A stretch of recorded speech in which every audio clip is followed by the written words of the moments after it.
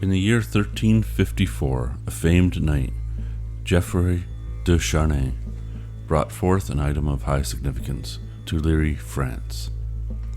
The item was a long cloth with the faint image of a man on it, a bearded man with the appearance of him wearing a crown of thorns. The image of the man was on both sides of this cloth, like it had been wrapped around him, and something happened that left the imprint of the man from the front and the back. The man appeared to have marks on the wrists and feet that looked like wounds. Blood stained the areas around the wounds, and claims began that this was the shroud that wrapped Jesus Christ after his crucifixion, and the marks that were left were from his ascension.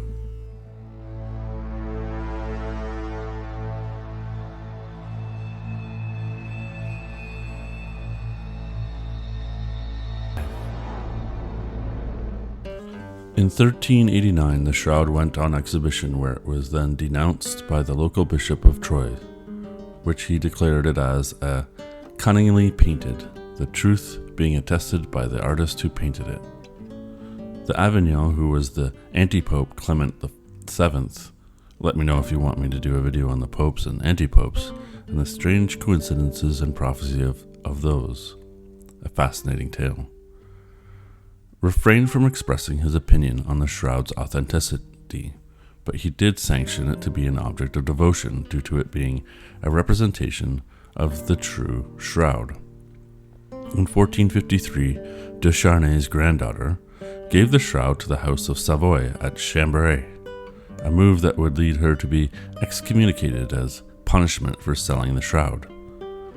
During its time there, we come to the fire that the shroud was exposed to. It was the year 1532, and in the fire, the shroud became damaged by both fire and water. Repairs were made on the shroud to fix the damage caused by this fire event, but many of the burn marks and water stains can still be seen today. In 1578, the shroud was moved to Turin and has been there ever since, housed in the Cathedral of St. John the Baptist in Turin.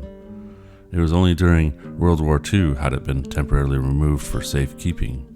During its time in Turin, it has been only rarely publicly exhibited. Pope John Paul II called it a mirror of the gospel.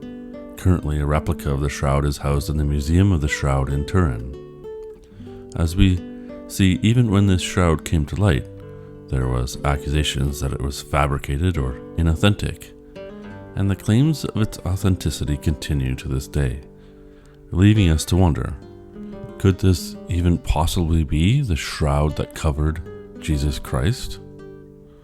Now, many Christians don't need any scientific evidence to believe. They have their faith in that this is the shroud of Jesus Christ, and any data suggesting it isn't has other explanations. But even the science flip-flops on this more than it does on anything that I can think of. In 1973, the first direct examination by scientists was done on the shroud, where preliminary studies of samples on the fabric were conducted. In 1976, image analysis developed in aerospace science was used to analyze the images of the shroud. In 1978, a separate team obtained a 3D elaboration from the shroud, as well as electronic removal from the image of the blood that apparently covers the face. In testing for pigment, in 1978, the STIRP team took 32 samples from the surface of the shroud using adhesive tape, both from non-imaged areas of the shroud and ones that contained the images and bloodstains. Using polarized light microscopy and other techniques, they concluded that the shroud's body image had been painted with a dilute pigment of red ochre and a collagen tempera medium, using a technique of the 14th century European artists. The blood appeared to be highlighted with vermilion, a red pigment made from mercury sulfide. But, as is the case with the shroud, other members of the team didn't agree with these findings, stating that the image on the shroud could not be explained by the presence of these pigments. They said that the samples acted under a microscope like organic material when subjected them to lasers. After it was all said and done, it was the painted-on version that was widely accepted, and that the shroud was a forgery from the 14th century. Radiocarbon dating in 1988 would seem to back up the claim that the shroud was created in the 14th century, when the results on the material tested dated to 1260 to 1390 AD. Case closed, right? Well, not so fast, as over the years there has been many critical of the reliability of those tests and samplings that was done in 2020. After looking at many mistakes, the team concluded that the date range needed to be extended by 88 years. But this isn't old enough to be the Shroud of Jesus. Many of the layman critics of this dating suggest that the fires and exposure to carbon monoxide may have altered the results, or that they must have used samples from the patches that were used to repair the shroud over the years. A more recent series of studies from Italy in 2022 did a long series of studies that dates the shroud to roughly 2,000 years ago. They studied pollen plucked from the shroud. These pollen samples, some of the findings were interesting. The pollen samples that were gathered, a lot of them are from plants that are native to not just the Middle East, but specifically the area around Judea, Palestine, and Syria, and stay where it was in that time period. The pollen sample suggests a journey of 1,000 miles from Jerusalem through modern-day Turkey, France, and now Italy. The blood samples that have been said to not be blood, then be blood, but now apparently haven't been tested to be blood, and even discovered the type, which is AB, which is the type that is consistent with Palestinian Jews. These studies claim there is no paint on this cloth, brushstrokes, and that the 3D images they took from the image revealed decades ago that the lights and darks of the image translate into dimensional shapes. The conclusions on how these scientists said on how the image was burned into the cloth was something similar to a radiation exposure, i.e., they say may be consistent with the ascension.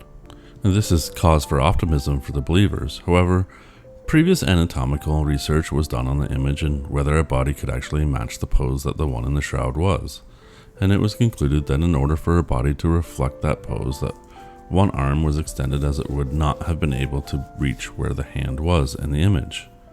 They also consulted wound analysts and said that the blood on the shroud is not consistent with the types of wounds depicted. To be devil's advocate myself in this analysis, we are dealing with potentially a man that was nailed to a cross and dead. Simply having one out-of-socket shoulder could enable the arm to appear longer than normal, and we are not sure how and when exactly the body would have been wrapped in this shroud, leaving this sort of analysis on shaky ground in my opinion. Though as an artist myself, we do sometimes take liberties with anatomy in order to fulfill the pose we want to portray. So I'm not ruling this out entirely. So now where are we left with the mysterious Shroud of Turin? Well, pretty much where we've always been. The believers believe and the skeptics are skeptical. Evidence isn't conclusive or agreed upon, and it keeps changing over time, from one spectrum to the other. We have carbon dating putting it in the 14th century when it was first revealed to the public.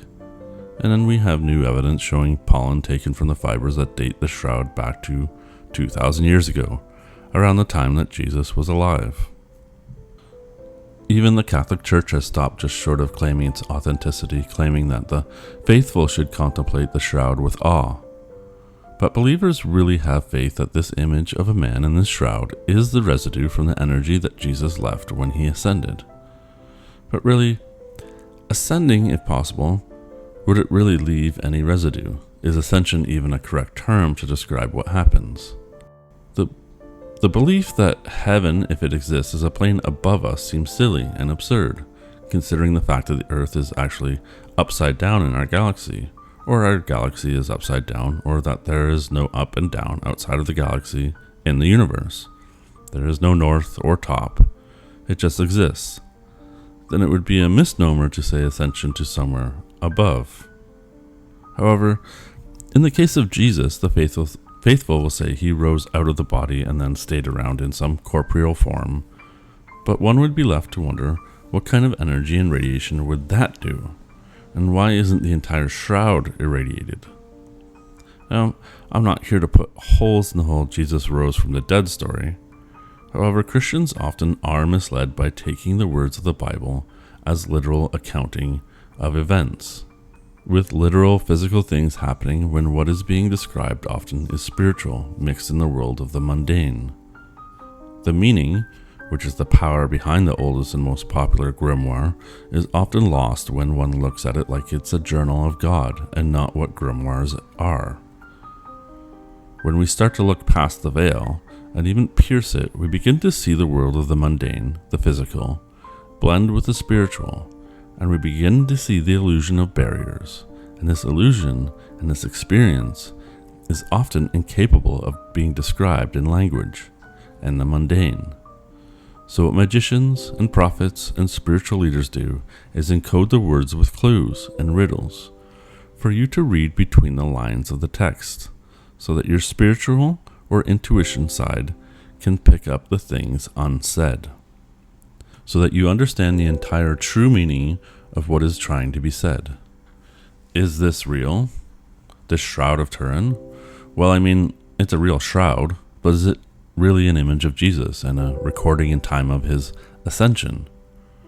We most likely will never know.